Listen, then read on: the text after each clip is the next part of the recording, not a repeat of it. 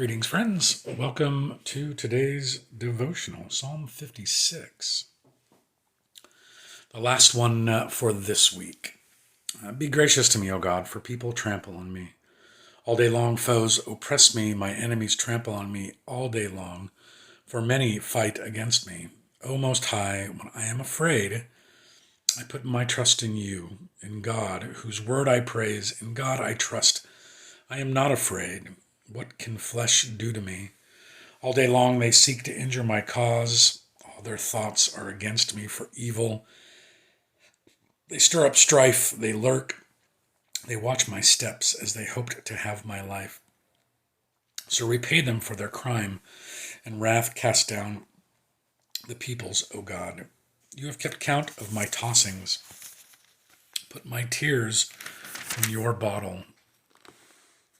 Are they not in your record? Then my enemies will retreat in the day when I call.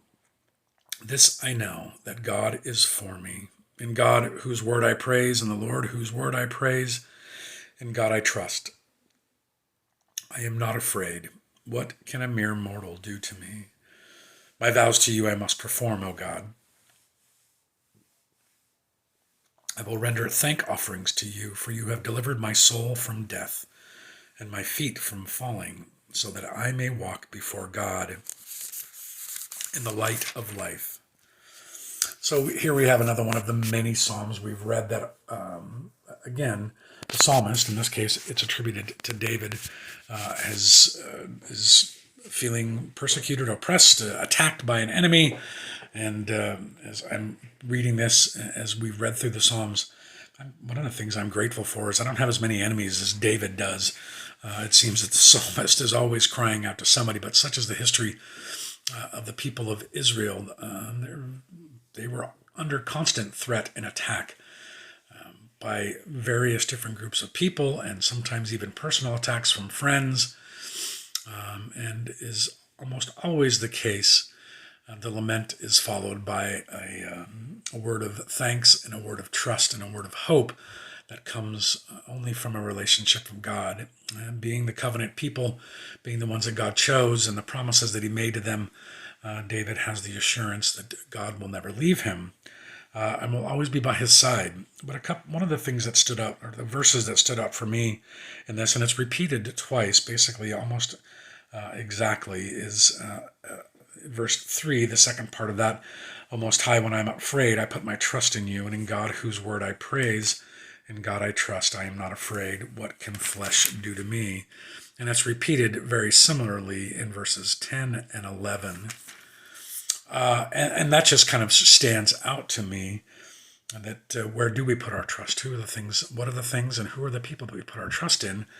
And as I mentioned often, that they're not always going to be 100% trustworthy. Things can happen, and because of sin and brokenness, and because of the way this world is put together, the way that the world, the kingdom of earth operates, you can't put your trust in the things of this world. And it doesn't necessarily mean that always in the time of trouble we turn to God, though we should.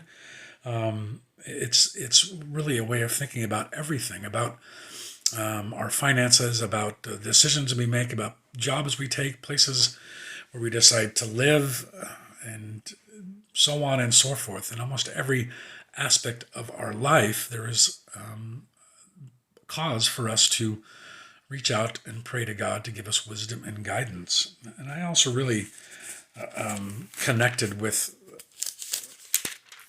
verse 8. You have kept count of my tossings, put my tears in your bottle. Are they not in your record? And it's not so much that I am thinking about how much God is keeping track of the terrible things that have happened in our lives, or the times when we are traumatized, but it speaks to me of God's care and concern for us, that he's mindful of everything that's happening in our life, not just the bad things, but in the good things. And God rejoices with us and celebrates when we are celebrating, when we have victories, when things go our way. Then God is there with us in those situations too, such as the intimate relationship that we have, or have opportunity to have with God, because of the way he feels about us and the blessings that we have from God. They're ever present. And so there's reason enough in that to put our trust in God. Yet when you add on onto that, our Savior, when you add onto that what Jesus did, what Jesus said, then there's even further proof that God is the one who is always going to be on our side, and he knows everything about us and everything that is going on. What can flesh do to us? What can mere mortals do to us?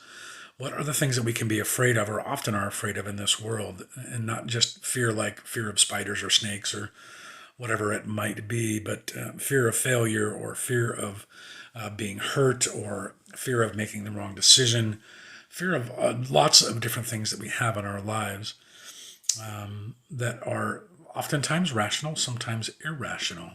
But the truth is that nothing can destroy our relationship with God and how we feel, how he feels about us.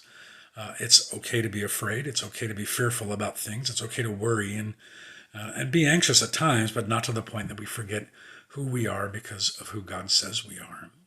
That's our devotion for today. And for this week, our last one, like I said, we will begin again on Monday for devotions with Psalm 57.